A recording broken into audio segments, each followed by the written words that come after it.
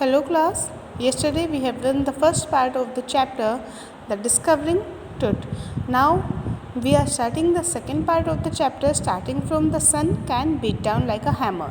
So let's start the second part of the chapter. The sun can beat down like a hammer this far south in Egypt. मतलब कि Egypt के south में जो sun rays होती है, इसका मतलब ये कि जो सनरेज़ होती हैं वो वहाँ पर बहुत हीटअप होती हैं, बहुत ज़्यादा गर्म मौसम होता है। तो कार्टर ने सोचा, and Carter try to use it to loosen the resin. Carter ने सोचा कि शायद जो सूर्य की गर्मी है, जो सनलाइट है, वो इस रेजिन पर, जो रेजिन मम्मी की बॉडी पर था, जो रिचुअल्स के टाइम पर उसको लगाया गया होगा, जिससे जो उसकी बॉडी थी वो उसके जो गोल्ड ऑर्नामेंट्स थे उससे चिपक गई थी। तो जो वो मटेरियल था उसको ढीला करने के लिए कार्टर ने सोचा कि शायद सन इस पर एक हथौड़े की तरह वर्क करेगा। शायद इस सनलाइट से, इतनी गर्म सनलाइट से जो वो रेजिन है वो लूजन हो जाएगा, वो ढीला हो जाएगा। फॉर सेवरल आवर्स, कई घंटों तक,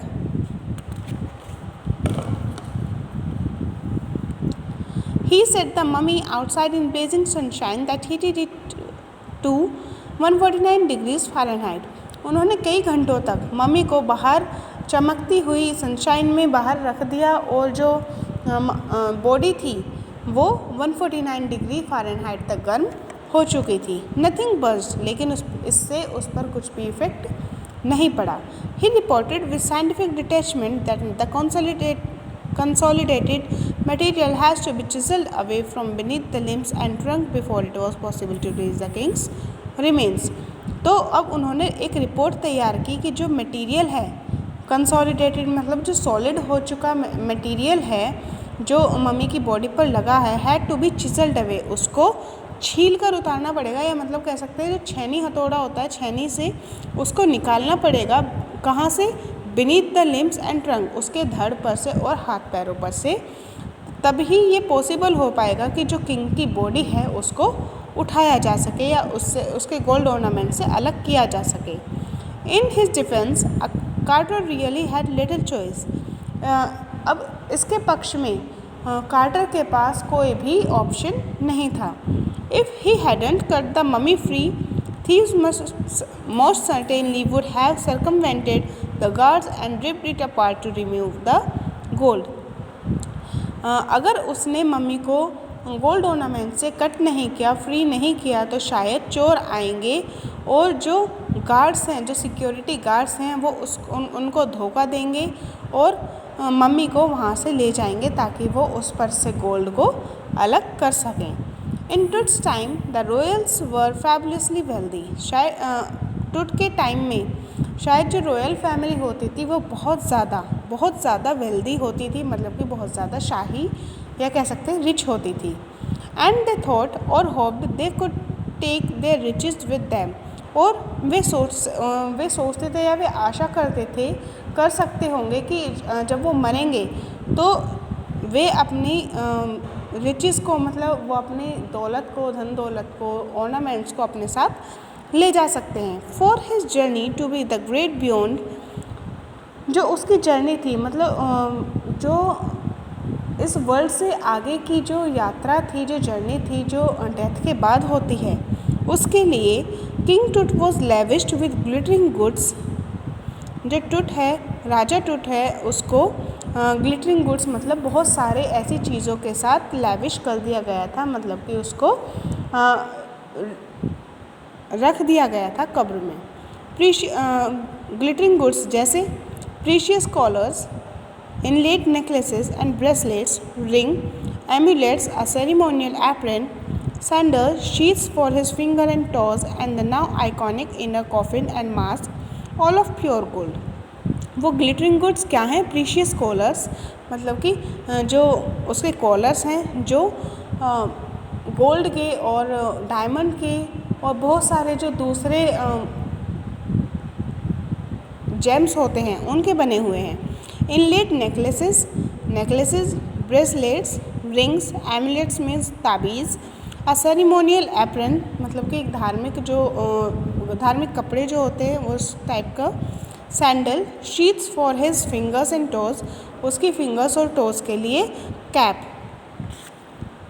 and now iconic inner coffin, और आइकॉनिक मतलब बहुत ही यूनिक उसके अंदर का कफन, ठीक है, एंड मास्क, और उसका mask, all of pure gold, सब कुछ किससे बना हुआ था, प्योर गोल्ड से बना हुआ था। To separate Tut from his adornments, Tut को उसकी जो एडर्नमेंट्स थी, मतलब जो उसकी साज सज्जा थी, जो उसके आभूषण थे, उनसे अलग करने के लिए Carter's man remove the mummy's head, Carter के जो लोग थे उन्होंने मम्मी के हेड को अलग कर दिया, and severed nearly every major joint, और लगभग हर एक बड़े अंग को उन्होंने अलग कर दिया। वंस दे हैड फिनिश्ड, एक बार जब उन्होंने ये काम कर दिया, they reassembled the remains on a layer of sand in a wooden box with padding that concealed the damage. The bed where to now rest. अब उन्होंने क्या किया, जो उसके रिमेन्स थे, मतलब जो उसके पार्ट्स थे, उनको एक रेत की परत पर लिटा दिया, जो कि वुडन बॉक्स में, मीन्स कि उन्होंने एक वुडन का बॉक्स लिया, उसके अंदर रेत डाली, रेत के ऊपर जो मम्मी के रिमेन्स थे उसको एज इट इज़ लगा दिया, और उसको पैडिंग कर दी, मतलब कि उस पर बैंडेज कर दी, ताकि उसके जो डैमेजेस हैं, जो उसको कट लगे हैं, वो दिखाई ना दें। Archaeology has change substantially in the intervening decades. जो आर्कियोलॉजी है, आर्कियोलॉजी मैंने आपको बताया था, जो पुरातत्व विज्ञान होता है, वो अब इन दशकों में, मतलब कि जो ये ईयर्स गए हैं, ये जो टाइम गया है, इसमें काफ़ी चेंज हो चुका है। फोकसिंग लेस ऑन ट्रेजर, अब जो खजाना है उस पर कम फोकस किया जाता है, एंड मोर, ज़्यादा किस पर किया जाता है, on the fascinating details of life की जो डिटेल्स हैं जो हमें मिलने वाली हैं उन पर, एंड इंट्रिग्यूइंग मिस्ट्रीज ऑफ डेथ, और जो उनकी डेथ से जुड़ी हुई मिस्ट्रीज़ हैं उन पर ज़्यादा ध्यान दिया जाता है। It also uses more sophisticated tools including medical technology, अब मेडिकल टेक्नोलॉजी को इंक्लूड करके बहुत ज़्यादा अच्छे या सोफिस्टिकेटेड कहते हैं टफ टूल्स को यूज़ किया जाता है। इन 1968, more than 40 years after Carter's discovery, an anatomy professor, then 40 years after Carter's discovery, an anatomy professor x-rayed the mummy and revealed a startling fact. Beneath the resins that cakes his chest, his breastbone and front ribs are missing.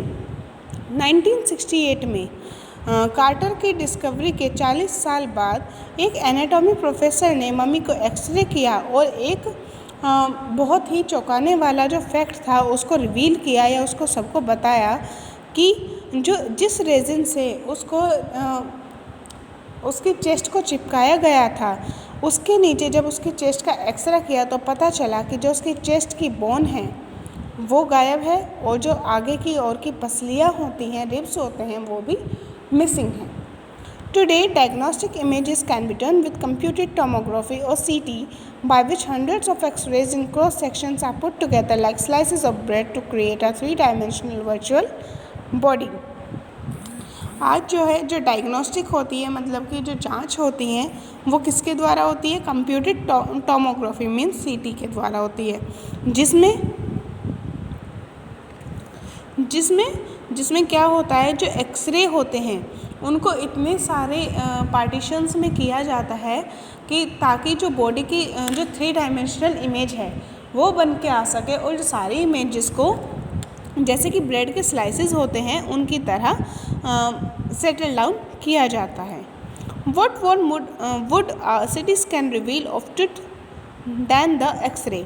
अब CT scan tooth के बारे में ऐसा क्या उजागर करेगा, क्या बताएगा जो एक एक्सरे नहीं कर पाया। And could it answer 2 of the biggest question still lingering about him. तो अब क्या ये जो 2 क्वेश्चंस हैं जो अभी तक अनआंसर्ड हैं, जिनका अभी तक आंसर नहीं मिला है, क्या ये उसका आंसर दे पाएगा। कौन से क्वेश्चंस हैं वो, हाउ डिड ही डाई, वो कैसे मरा, and how old was he at the time of his death, और वो अपनी डेथ के टाइम पर कितनी एज का था। King Toots demise was a big event even bye royal standards. King टूट की जो मृत्यु थी, जो उसकी डेथ थी, वो एक बहुत बड़ा इवेंट थी, शाही स्टैंडर्ड्स पर भी, मतलब कि लोगों के लिए भी वो एक बहुत बड़ा इंसिडेंट था।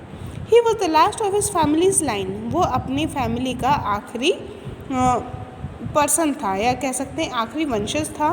And his funeral was the death of the rattle of dynasty, और जो उसका अंतिम संस्कार था या जो उसका अंत था वो उनके वंश का भी एक अंत था।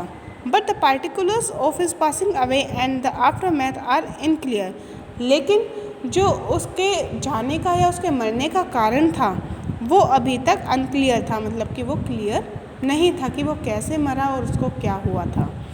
Amenhotep III, Tut's father or grandfather, was a powerful pharaoh who ruled for almost 4 decades at the height of the 18th dynasty's golden age. Amenhotep III, जो टुट के पिता या दादा थे, बल्कि दादा ही थे, यहाँ पे टुट्स फादर पता नहीं क्यों लिख रखा है, टुट के ग्रैंडफादर थे, वो एक पावरफुल फेरो मतलब एक पावरफुल राजा थे जिन्होंने लगभग 40 साल तक 18th डायनेस्टी में जब गोल्डन पीरियड था उन्होंने उस टाइम में 40 साल तक रूल किया था। His son Amenhotep IV succeeded him, उनके बाद जो एमेनहोटेप IV थे उन्होंने सक्सीड किया, मतलब कि उसके बाद एमेनहोटेप IV राजा बने जो कि किंग टुट्स के फादर थे। And initiated one of the strangest periods in the history, और जिन्होंने हिस्ट्री का मतलब कि जो उन लोगों की हिस्ट्री थी उसमें हिस्ट्री ऑफ एंशेंट इजिप्ट, जिन्होंने इजिप्ट की पुराने इजिप्ट की जो हिस्ट्री थी उसमें एक सबसे स्ट्रेंज पीरियड को की शुरुआत की।